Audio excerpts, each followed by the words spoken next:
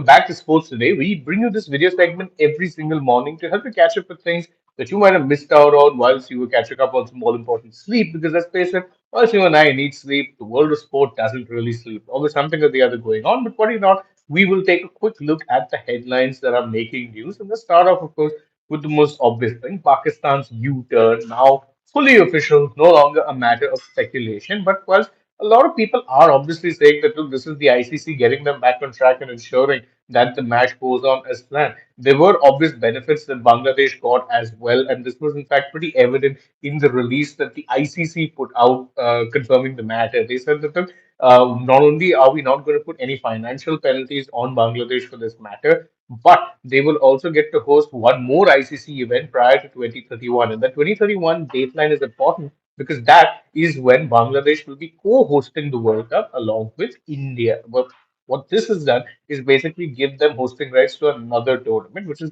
pretty interesting way of dealing with this entire thing, to say the least.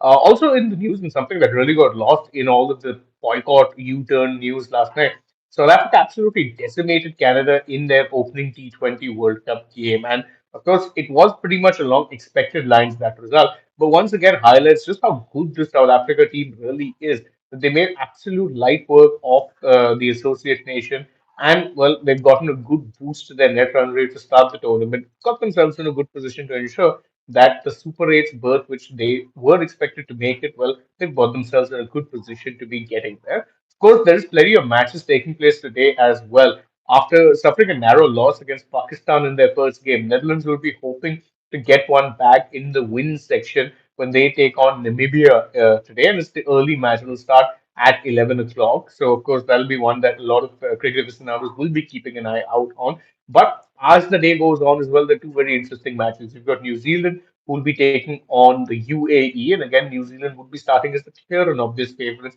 in this game. But the nature of the format right now is such that the associate nations are actually coming very well prepared against the full member nations, and we've almost seen two or three upsets take place.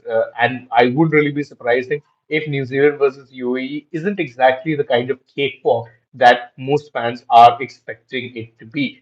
And of course, the biggest match which will be taking place today, and I can't believe I'm saying this, but it is actually a grudge match of sorts between Pakistan and the USA. Why do I call it a grudge match? Well, because they took on each other in the 2024 edition of the T20 World Cup. USA won that match against Pakistan and pretty much knocked Pakistan out of contention for the next round. So this would really be a match that Pakistan would be keen to win. It's also their first match of the tournament. They'd want to get on their second match rather. They also want to continue their winning ways and actually get one over USA because again, I think they would have to win pretty much every game considering even though there's no boycott now happening of the India game, I think we can all chalk that one up as a loss.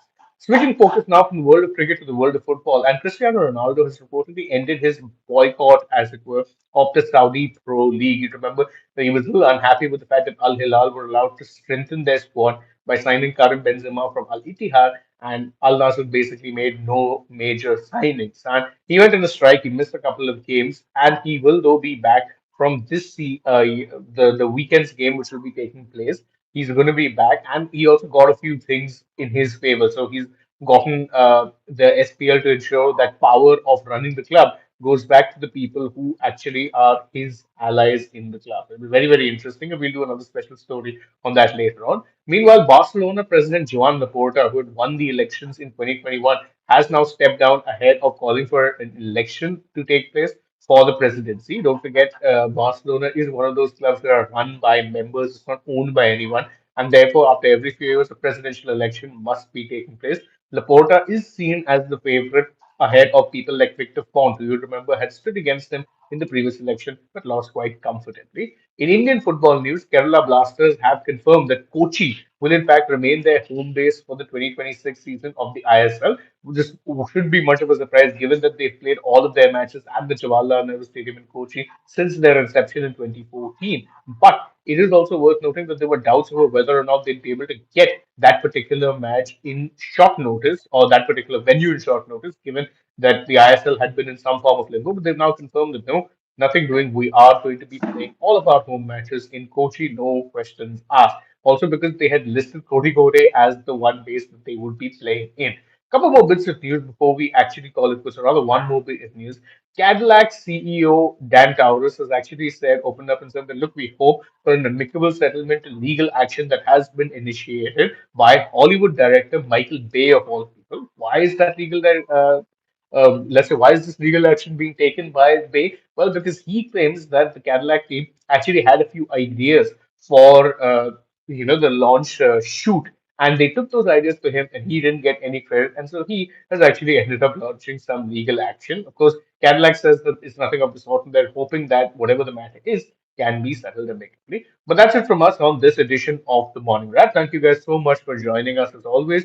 If you enjoy our work, please don't forget to like this video, share it with your friends, subscribe to the channel, tap that bell icon. Follow us also though on social media. We're on Instagram, X, and Facebook. And stay tuned throughout the day for more such updates from the world of sport.